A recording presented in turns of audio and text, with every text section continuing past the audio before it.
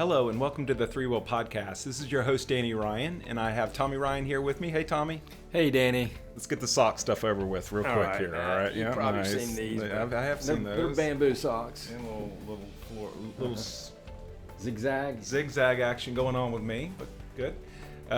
So we just finished up with our brand promise, and next up, I'd like to talk with you about our culture and in specific, what our shared values are. And the first one to get us kicked off, which is the most important one that we have, which influenced the name of our company, is ThreeWill. And I'll go ahead and just read what we have up on the website if you go to our culture page up on the website.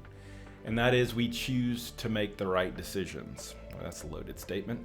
We'll talk more about that in a second. We value the God-given ability to make conscious choices in the workplace and life. Free will is the term we use to describe the awareness that we have to consciously choose to make good decisions.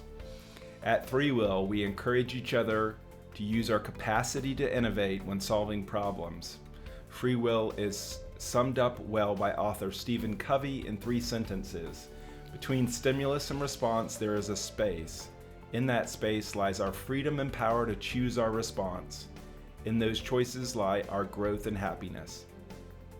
At any moment, we have the freedom to choose to make the right decision.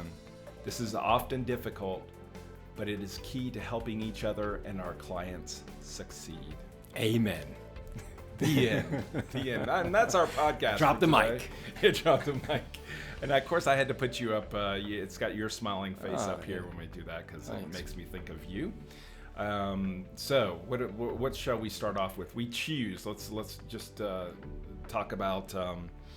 I think this is a fundamental belief that you and I have, and it's that is we have one of the greatest gifts from God that we have is our ability to choose, and we just this is constantly a reminder to us that we have the capacity to choose.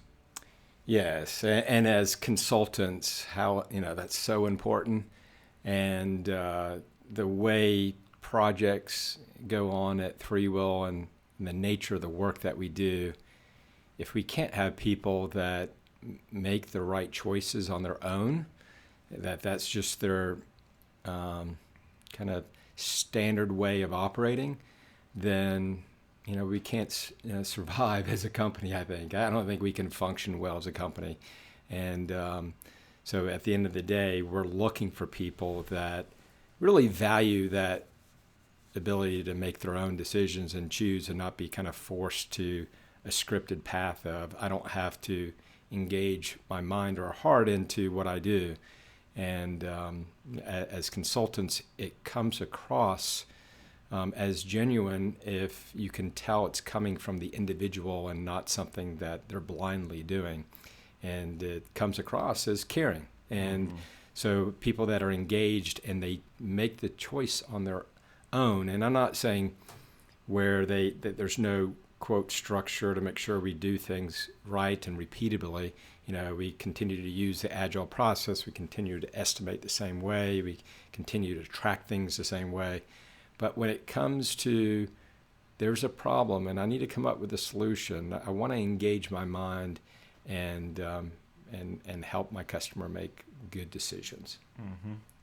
We have a very subjective society, not to get all philosophical or anything, but a lot of people don't like to say there's right and wrong decisions. And what we're saying in here is making the right decision. What makes a decision right versus wrong? Boy, we're going to get deep here. Are you okay with that? Yeah, I'm not sure you want me to go in that direction, but I will. Okay. So I think there is, I do believe there's gray area, and I think the only way that you can arrive on a right decision is to do that in a collaborative way, in a contextual way with your customer. So one decision that might be right for customer A might not be right for customer B. And so you can't make an absolute truth of this is always the right way to do it. I think there's technical things that you can look at best practices. You can look at things from a knowledge standpoint that you just have to do it this way. But when it comes to providing a solution that has a human interaction component to it, and there's things to consider there that will make a judgment on if it's the right or the wrong decision. And you typically see you have options, and we always talk about three things in three. A lot of times you'll see we'll provide in cases that we're not sure what to do for the customer, we'll give them three options. And each of those options have a right part of it and a wrong part of it, and it has to be overlaid into that customer situation. And we try to anticipate what is best, but we involve the customer so we can confirm we're making solid decisions for them. I love bragging on you. This is something you do so well, which is, and part of this is actually making a decision and moving forward with it. And a lot of the time you don't kick the can down the street. Right. You don't say it's we'll just hope this thing goes away. And I think that's an important part of this as well, as once you get together to make a decision on something and decide what is right and do that in a collaborative way, you act on it. I mean, you have to, you raise it up to the right people, you try to get the right folks involved in it, and you don't ignore reality as well. Yeah, and if you approach a situation where you are collaborative with your customer and you give options and you recommend, you want to be part of the solution, like I said before, not part of the problem. And as that journey that you take, you want to come in with a proposed solution, but not forcing people down a path that maybe there's better options. So people like to know, what are my options, and then what would be, in your opinion, the best option for me. People like that. They like to have some choice, but also have some guidance and expertise to say, what do you think is best? And they can always override. But you can get in situations where you may say the customer doesn't decide, and in a consultative way, no decision is a decision, and you have to take a default path that says if we don't have a decision, this is the way we go. And I think that's helpful for our customers, especially when they're in situations where they don't have the time to decide, but they have to make that forward-moving progress. And that it is important, and if you get to learn to know what is important to your customer and build that relationship with them, then you can more often pick things for them on their behalf and know when I need to bring something up to them to make that decision. Because we get into decision fatigue with the things that we do in our day-to-day life, and so you don't want to come in with three options for everything that you have to work on. You only decide to do that when you think it's critical to get the customer involved. Yep. I can think of there's an example of something going on right now where, you're having to decide on whether to stop on a project. I don't want to, obviously leave all the details out of it, but you're having to make a very difficult decision and try to make the right decision for everyone involved. And I'm looking here at our statements, and sometimes, a lot of times these decisions are difficult to make. Right. Yeah, and there's, it speaks to your value, because at the end of the day, if we stop on this project this Friday and don't, work on the project starting Monday of next week, that means lost revenue for us. Yeah. But at the end of the day, we see that if a decision isn't being made, then we can't serve the customer and spend their money wisely. So we don't want to spend that money until the decision is made. And it creates the right amount of tension that the right thing occurs. But you hate to go to that point because it is a financial decision to make. But we realize that making those hard decisions that sometimes in the short term hurt, in the long term, make our customers happy, that we put them in mind and really put them first, that, it's important that we do the right thing. And it's fair, not putting them first where we lose, but putting them first so that at the end of the day, we're successful with them. Mm-hmm.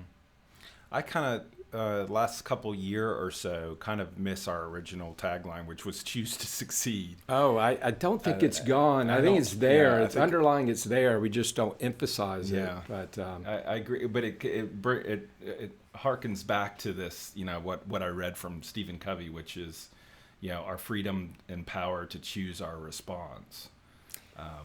right, it's a tagline to our culture, and it does have an influence on the work that we do. And I think the whole work together better was, well, you say choose to succeed. Well, any company could say that. How does that speak to ThreeWill? I think it speaks to how we work with our customers in a consultative way, but it doesn't speak to the types of solutions we deliver.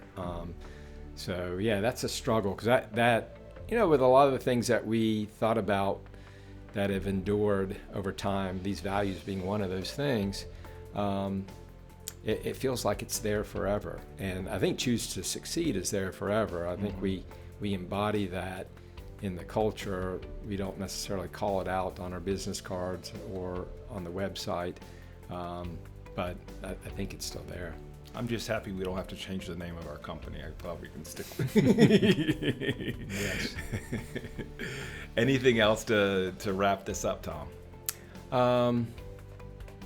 I think the ThreeWill aspect it's so important, and that's why it is in the name, that we want the people that are here at ThreeWill to choose to be here. And we want to, and there's so many decisions that we make along the way that reinforce that is our value. So it's something that I hope continues to endure, and we continue to share that value and embody that value in the decisions that we make. I think that's a great, part of creating this culture is attracting people who would want to be in this type of environment, and hearing that we're not a carrot and stick type of environment, that we're, the concept of sponsors, the concept of a lot of the things I think you brought from your culture from W.L. Gore, and a lot of things I picked up from Price Waterhouse, sort of lend itself to the type of environment that we're creating, and we want to find the right people for that environment, and having the right people, we can deliver the right type of service to our clients. Yeah. Yep. Awesome. Well, we'll be going through our values. So we've got some, hooray, we have some subjects for the next, for upcoming weeks. And so we'll cover the next one next week. And thank you for taking the time to do this, Tommy. Sure, Danny. Awesome. Everybody have a wonderful day. Thank you so much. Bye-bye. Bye-bye.